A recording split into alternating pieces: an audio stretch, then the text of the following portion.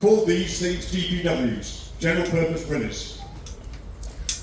But the GP General Purpose is not the source of the name Jeep, because of course only Ford ever used it, Willys certainly didn't. In the 1940s, the word Jeep, the name Jeep, was a nickname given to anything or anybody small and feisty, and this is a very small, feisty machine. There was a popular character in the Popeye newspaper cartoon called the Jeep. There we go. 640,000 of these made during World War II. The one in the front was made actually after the war, it's a Hotchkiss M201, made by the French company Hotchkiss. The one in the rear is a Ford Jeep. Now then, the Jeep was a multi-purpose vehicle, did all sorts of things. It was an ambulance, it was a command car, there was even an amphibious one called a Seep. This, I said to someone a little earlier on, this is probably one of the most successful vehicles you are going to see today, in the sense that it was designed to do a very specific job, and it did the job incredibly well. It's a sort of vehicle which the German army were getting its teeth in its hands on in 1949-41. This is the Daimler Dingo Scout Mark II, and it's designed as a reconnaissance vehicle. And reconnaissance is enormously important for any force commander. He needs to know who's in front of him, he needs to know how well armed they are, he needs to know what kind of conditions prevail, will the British take away to his tanks and this kind of thing. This vehicle is designed primarily to do that. It is not a fighting vehicle. Originally it would have been armed with a 303 caliber Bren light machine gun, and interestingly, the armour on the front of this Dingo is 30mm thick, and that is equivalent to a German tank of about the same kind of time period. So it's very heavily armoured on the front. That's to protect the two-man crew. Now, the unique thing perhaps, or at least unique in its day, it became very much standard later on, is the gearbox setup here. So a 5-speed pre-selected gearbox, but importantly, it's got something called a transverse lever, which effectively means by flipping that lever over, you can turn your 5 forward gears into 5 reverse gears. So if you find yourself in a narrow lane, somewhere like the Bocage in France for instance, you find yourself in a narrow lane, you run into an enemy armoured vehicle, the last thing you want to be doing is a 3-point turn. Right? So what you do, whack the transverse lever over, this vehicle will do 50 miles an hour going forwards, it will also do 50 miles an hour going backwards. And the driver is sitting at a slight angle, so he's better able to see over his shoulder to steer to a small hatch at the back there. Very popular amongst senior commanders. In fact, the Iraqi troops of our armoured units were often complaining that these things were being, liberated by their commanding officer as a run around the battlefield so that they could contact various elements of the unit. Now then, our first tank of the day, ladies and gentlemen. This comes. This is the M5A1 Stuart. Now, I'm more or less contractually required to mention Winston Churchill any time I give a talk at the museum. And of course, famously it was Churchill. Famously it was Churchill who started to name American tanks. He got a bit confused by the fact you have an M3 light tank, an M3 medium tank. He said, for goodness sake, why don't they just give them names? So we tended to name them after American generals. And this was named after the Confederate General Jeb Stuart, and became known as this particular one, the M5 Stuart, but it was originally called the M3 Stuart. When America realised it was bound to enter the war, it had literally got a handful of tanks, quite literally, it's not an exaggeration, a handful of tanks. Very quickly started to upgrade its tank production up. The enormous sort of economic sinews of America came into play. They had a light tank on them too. Really, it was only a little scout car affair. They beefed it up, called it the M3. The M3 was the first American tank to see combat with the British in World War II. We called it the Honey out of the Western Desert, unofficially. Technically it was called the M3 Stuart. It had very good mobility, very good reliability, very poor protection, and an inadequate gun. The gun there is a 37mm. That was the standard American anti-tank gun in 1940-1941. It proved to be ineffective against German tanks like the Panzer III and this sort of thing that we faced in the Western Desert. So an attempt was made to upgrade the M3. This is the result: an improved turret, slightly larger hull. They got rid of the radial engines that were in the back because they were needed for bombers and this sort of thing. They put in a couple of motor engines in there, made a bit more space in the hull, and created the M5A1, which is what you're seeing here, Cisco kit. By D-Day, it was obvious the M5 was obsolescent. It simply couldn't cope with facing heavy German armour. So it was repurposed as a reconnaissance vehicle, where its speed and manoeuvrability came in handy.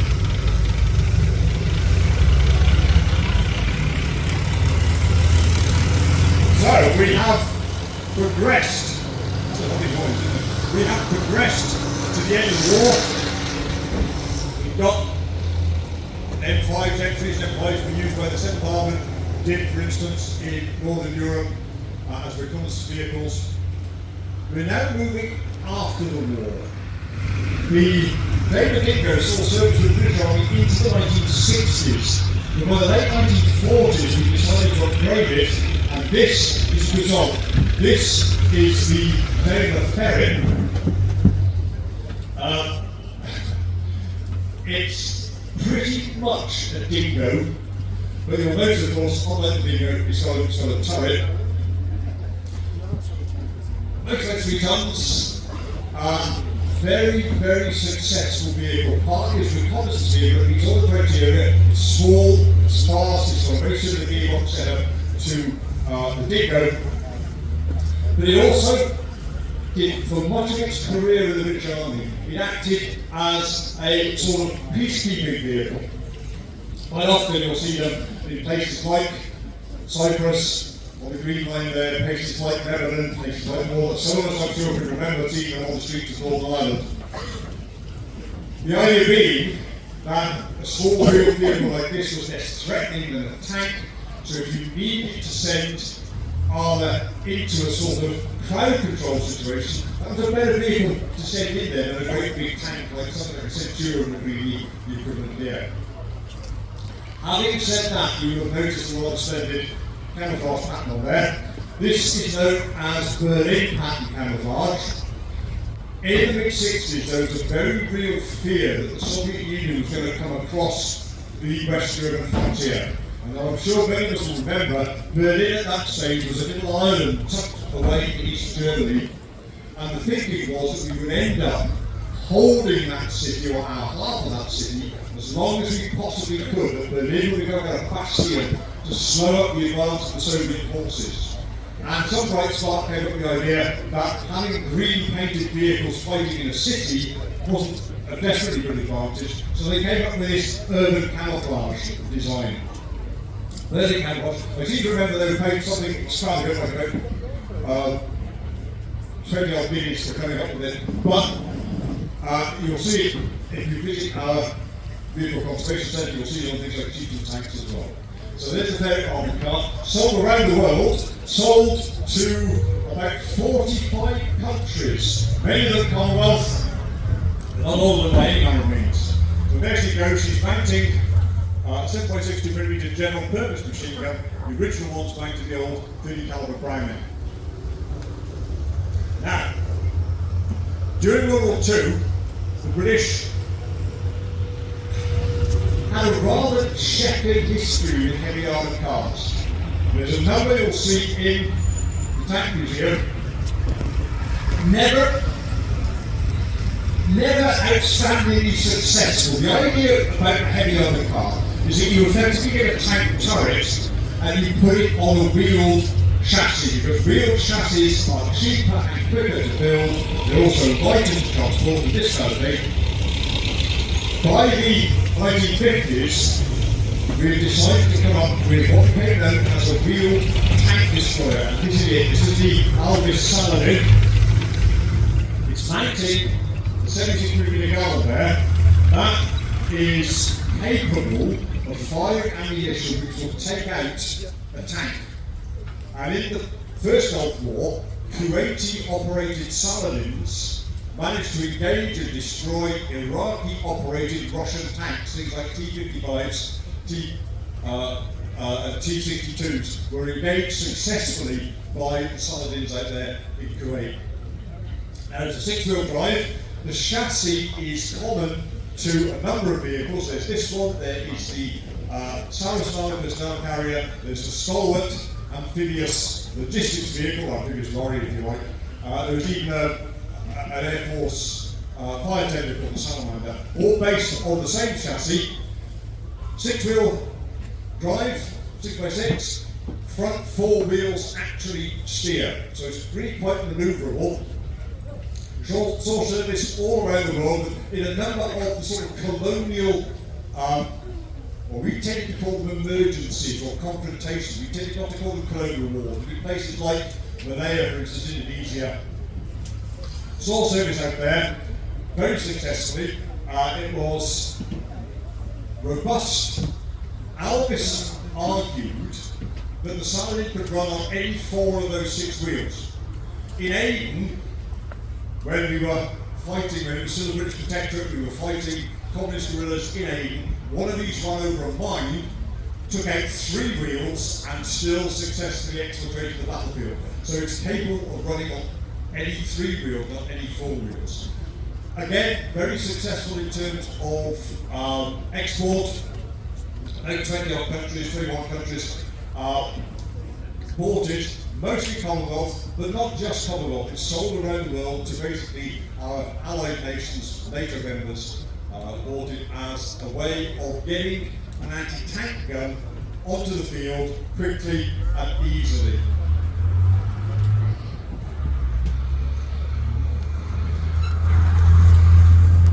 So, ladies and gentlemen, we've seen our first display. We've seen everything from little tank craft right the way up to the old 11-ton Saladin here.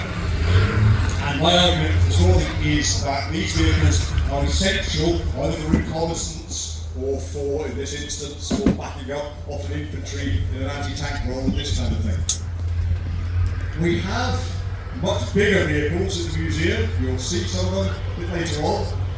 One of our biggest is sitting in the Vehicle Conservation Centre at the moment. If you've not seen it, I do recommend you go and have a look at it. This is the King Tiger, and it's our next restoration project. We were really lucky on TankFest this year to have our Tiger 131 out with the French-owned Tiger 2. It's very, very impressive. It would be a lot more impressive if it was our Tiger 2 out there. So what we've done is launch an appeal for support. If you would like to support the restoration of our Tiger 2, do go and have a look at it. Do please feel free to make a contribution, small or large. It will be very gratefully accepted. We are a charity. We do rely upon ticket sales, upon your generosity to provide the kind of service that we do to keep vehicles running. Because there really is nothing, ladies and gentlemen, as I'm sure you appreciate. You can have a look at a photograph of the tank. We're very fortunate in this country. Very few of us have seen a tank in real life. We're a nice, peaceful country. To look at one, to go and see one in a museum is great. To see one running like these, even better. So it would be really good if you possibly could to get that Tiger 2 running. Thank you for your time, ladies and gentlemen, and your attention, and enjoy the rest of the day. We've got some excitement coming up, including a battle on the back of the battle. Bye-bye.